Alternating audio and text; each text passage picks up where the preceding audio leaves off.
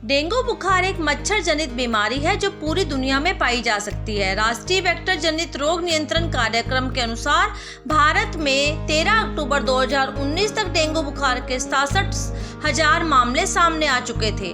बच्चों को डेंगू होने की आशंका अधिक होती है, परिणाम स्वरूप उन्हें इससे बचाने के लिए जरूरी कदम भी उठाने पड़ते हैं। डेंगू हमारे बच्चे को कैसे प्रभावित कर सकता है? बच्चे अपनी विकासशील प्रतिरक्षा प्रणाली के कारण बीमारियों का ज्यादा शिकार होते हैं। जब वे बाहर खेल रहे होते हैं तो तमाम तरह के कीटाणु और वायरस के संपर्क में आते हैं। सुबह और शाम के वक्त डेंगू के मच्छर सबसे अधिक सक्रिय होते हैं। उसी समय बच्चे घर से बाहर भी होते हैं। घर के अंदर और बाहर पानी का जमाव न होने दें। स्थिर और साफ पानी डेंगू फैलाने वाले एडिस मच्छरों के लिए एक प्रजनन आधार तैयार करते हैं। आमतौर पर बच्चों में डेंगू के लक्षण आसानी से दिखाई नहीं देते क्योंकि वे सामान्य बुखार के जैसे ही होते हैं।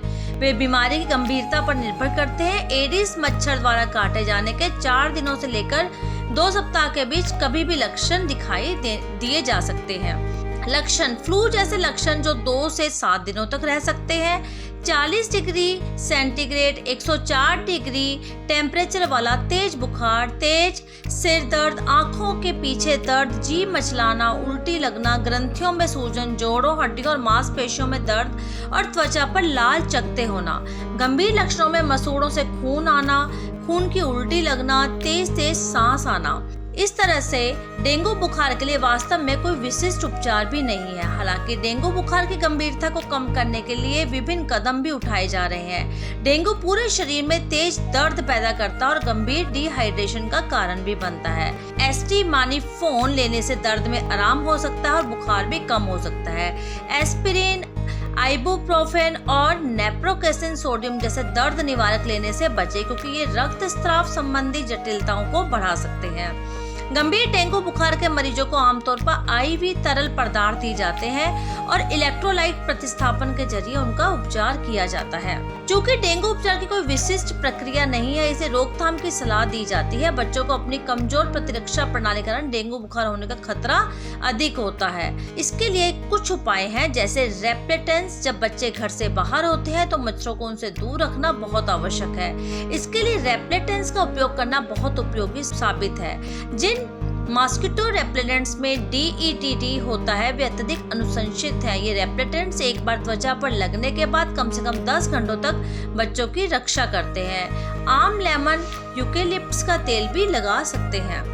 घर में स्वच्छता भी रखें। घर अव्यवस्था मुक्त रखें और कहीं भी पानी जमा ना होने दें। अगर कहीं पानी जमा होता है तो डेटॉल लिक्विड जैसे तरल पदार्थों से इसे कीटाणु रहित करें। डिइंफेक्टेंट ये सुनिश्चित करते हैं कि वह हिस्सा एडिस मच्छरों का प्रजनन स्थान नहीं बन सकता। अगर आपको वास्तव में पानी स्टोर करना ही है तो इसे किसी एयर टाइट बर्तन या कंटेनर में करें। घर की अतिरिक्त सुरक्षा, जैसे दरवाजे और खिड़कियों पर स्क्रीन का प्रयोग करें। क्षतिग्रस्त दरवाजे खिड़कियों की मरम्मत कराएं। बिना स्क्रीन वाले दरवाजे और खिड़कियों को हर समय बंद रखें। सुनिश्चित करें कि आपके बच्चे खाना खाने से पहले, बाहर जाने से, घर आने के बाद और वॉशरूम के उपयोग के बाद अपने हाथ और पैर नियमित रूप से धोएं।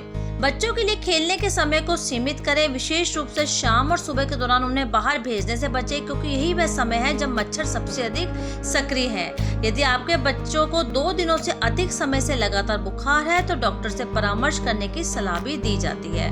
डेंगू होने पर बच्चों में बहुत कम लक्षण दिखते हैं और कई मामलों में तो बिल्कुल भी नहीं।